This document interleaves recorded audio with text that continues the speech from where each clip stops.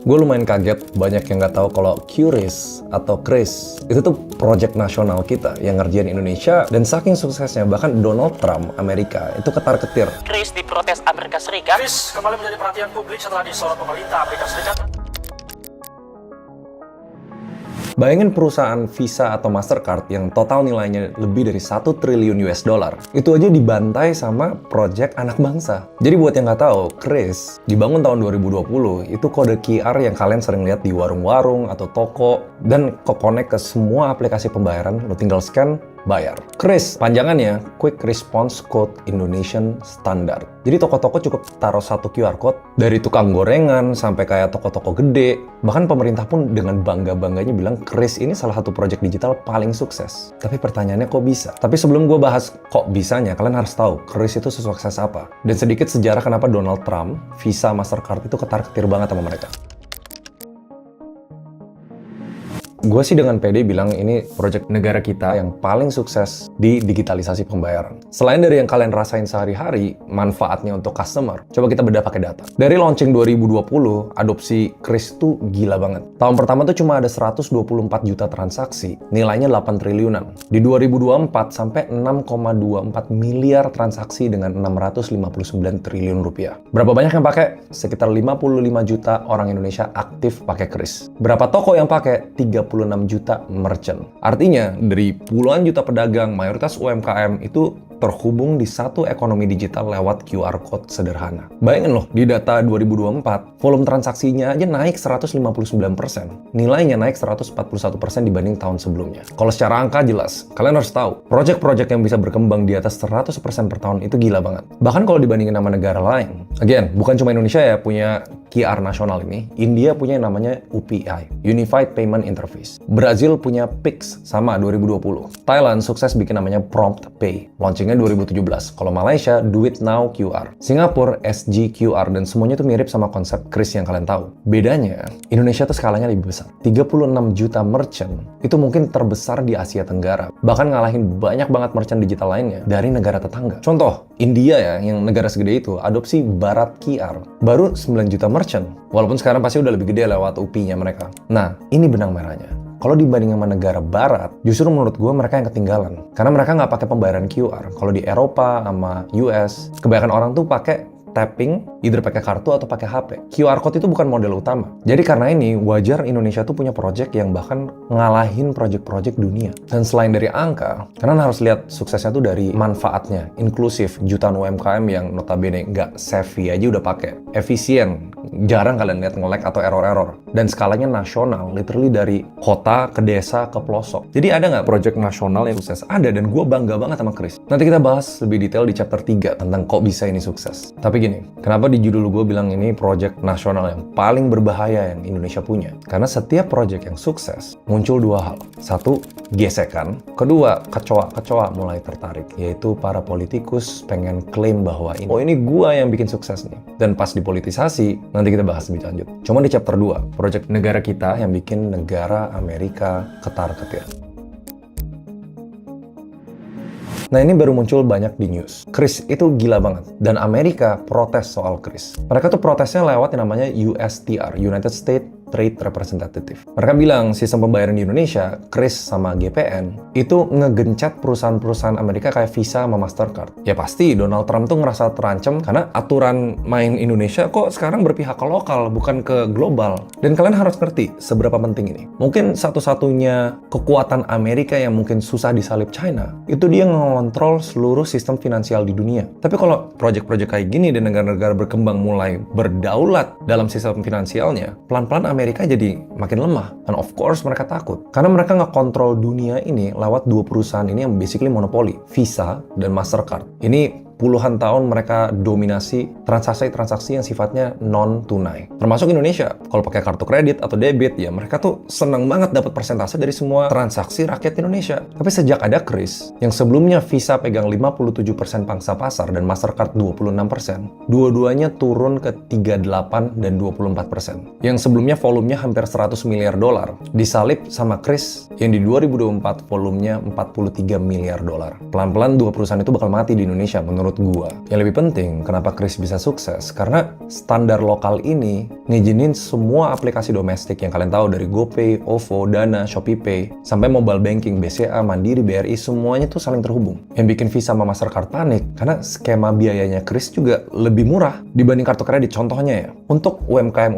yang transaksinya kecil di bawah 500.000, kalian pakai Kris itu 0%, gratis. Yang biasa ditagih yang namanya merchant discount rate, kalian swipe atau tap itu bisa hampir 2%. Itu kalau Visa atau Master. Ya, gue mikirnya orang bodoh doang yang nolak Kris. Dan itu alasan kenapa Donald Trump ketar-ketir. Bukan masalah kehilangan duit untuk dua perusahaannya ini, tapi yang lebih penting, data dan kontrol. Jadi apa benar Kris ngancam dominasi global? Jawabannya, iya. Karena kita bikin ekosistem mandiri di mana kita nggak bergantung sama perusahaan-perusahaan Amerika. Tapi kalau ini bikin rakyat lebih sejahtera, kenapa enggak? Nah, yang gue takut, kenapa ini berbahaya? Jangan sampai proyek sukses ini jadi kendaraan politik atau kendaraan negosiasi. Nah, sekarang kalian penasaran kan?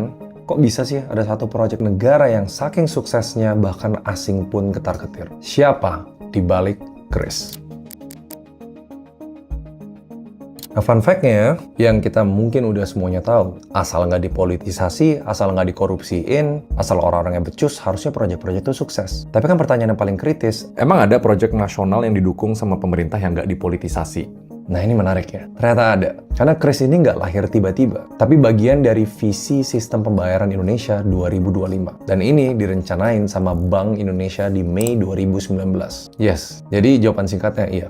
Bank Indonesia yang membuat Kris ini sukses. Yang notabene organisasi yang nunjukin track record sifatnya teknokratik. Nah, waktu itu, BI itu sadar pembayaran digital di Indonesia tuh makin rame, tapi terkotak-kotak. Kalian ingat nggak di zaman dimana toko-toko tuh bisa punya 5-10 QR code dipasang tuh di depan kasir? Both pedagang sama konsumen itu ya pasti repot. Harus sediain banyak aplikasi. Solusinya simple tapi bodoh, ya bikin standar tunggal. Akhirnya BI gandeng ASPI, Asosiasi Sistem Pembayaran Indonesia, dan beberapa pemain-pemain industri kayak startup dan lain-lain untuk bikin Kris di tahun 2019. Tapi pinternya di sini mereka juga nyontoh negara lain. Kris itu ngadopsi spesifikasi EMV Co internasional, jadi standar teknis yang kompatibel dengan standar dunia. Jadi ini proyek lokal yang standar dunia nih. Nah, tanggal keramatnya di 17 Agustus 2019, ini bertepatan banget sama HUT RI. BI resmi ngeluncurin Kris secara nasional. Langsung serentak di kantor BI pusat sama 46 kantor BI daerah. Semangatnya itu mirip sama mobilisasi nasional. Mulai dari 1 Januari 2020, semua penyelenggara jasa wajib pakai Kris. Nah, ini ada dua nih. Karena mereka pede eksekusi, mereka pede nge-roll out. Dan ini berani banget. Kasih tenggat cuma berapa bulan buat bank, fintech, e-wallet untuk mereka nyesuaiin. Pokoknya mereka saking yakinnya,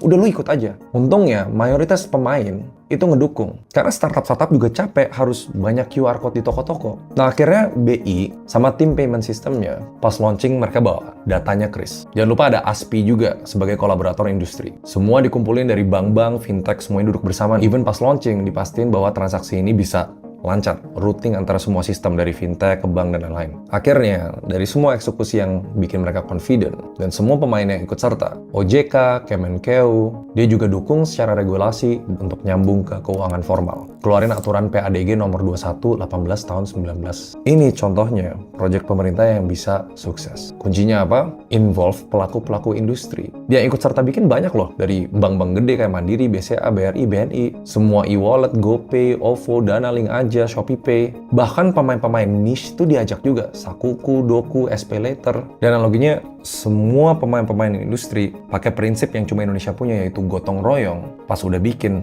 mereka semua bantu sosialisasi. Nggak ada tuh ini punya gua, ini punya lo. Kalau misalnya GoPay, udah pakai satu QR aja, Kris. Birokrasi gotong royong ini jadi kunci sukses proyek pemerintah. Nggak ada satu pihak yang mendominasi. BI sebagai regulator netapin standar sama infrastruktur utama, tapi eksekusi harian ditopang sama swasta. Proyek rakyat yang dikolaborasiin sama perusahaan-perusahaan di Indonesia. Nggak banyak proyek Indonesia yang bisa kayak gini. Dan ada pertanyaan penting, ada nggak pengaruh asing? Secara langsung, sebenarnya nggak ada. Nggak ada donor atau perusahaan asing yang terlibat di perancangan Kris, jadi ini bener-bener karya anak bangsa. Walaupun secara konsep mereka belajar dari China, India, tapi eksekusi domestik yang luar biasa bagus. Itulah suksesnya Kris. Bahkan nggak nutup kemungkinan kalau kedepannya Apple Pay, PayPal, pelan-pelan bakal integrasi ke Kris. Nah, kenapa ini berbahaya? Kayak yang gue bilang di awal video, project di mana regulator tegas, pemain industri di-involve, dan efisien banget deploy sampai punya sebegitu banyak user. Kita ngerti sistem politik di Indonesia. Pas ada yang wangi banget, ada kue nih di tengah-tengah semua yang sifatnya sampah, bakal muncul banyak kecoa. Mungkin bahasa gue adalah politikus-politikus atau pejabat-pejabat yang gue mau dong project ini, gue mau dong involve di kesuksesan ini. Di saat project ini mulai ditarik-tarik berdasarkan kepentingan pribadi,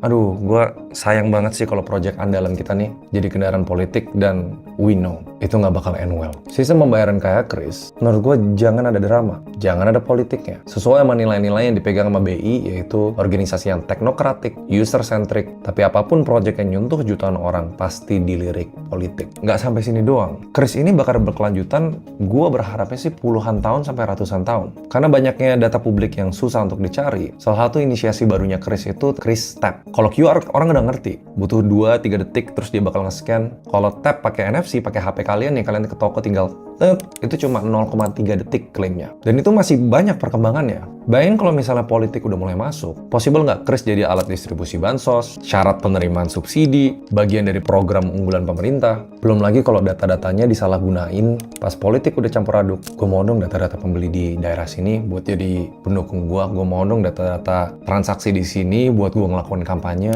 Dan itu bahaya paling besar yang bisa melanda ke proyek nasional kita. Gue ngelihat cuma beberapa skenario ke depannya. Kalau ini sukses terus dan terus menggerus Visa dan Mastercard, di mana Indonesia mandiri secara sistem pembayaran nasional, kita bakal di pressure untuk negosiasi ulang sama perusahaan-perusahaan gede di dunia. Ya kayak sekarang Donald Trump pengen mencabut kedaulatan kita. Tapi kalau best case skenario-nya, di mana BI dan semua pelaku industri solid dan tetap develop ini sebagai solusi, harusnya Indonesia bersikeras, ini nggak boleh diapa-apain. Karena ini ada manfaatnya untuk rakyat kita. Tapi skenario kedua, di saat project ini udah mulai naik daun, masuk news di mana-mana, Donald Trump aja terancam, dan kecoa-kecoa mulai tertarik. Mungkin nggak nanti ada newsnya, oke, project ini dipindahkan ke kementerian apa? Oke, ini dibuat under inisiasi program pemerintah apa? Project yang paling berbahaya di Indonesia, project yang terlalu efisien, project yang terlalu netral, dan project yang terlalu rapi, yang belum dicampur tangan sama pihak-pihak tidak bertanggung jawab. Dan akhirnya, cerita Kris ini bakal jadi mainstream, dan attract banyak banget pihak-pihak yang pengen ini jatuh. Tapi dari semua yang kalian pelajarin hari ini, suksesnya project pemerintah Indonesia, dan ada bukti bahwa ini bisa tereksekusi, pertanyaan yang lebih kritis, bisa nggak project-project pemerintah yang lain ngikutin playbooknya Kris ini? Jawabannya sebenarnya bisa. Jadi lembaga yang fokus ke teknokratik dan meritokrasi, kita pilih nih organisasinya, let them lead the project. Dan selalu harus ada campur tangan pelaku industri, bukan politikus. Dan untuk kedepannya kayak Kris yang Tap, bukan tidak sukses, tapi mungkin belum waktunya.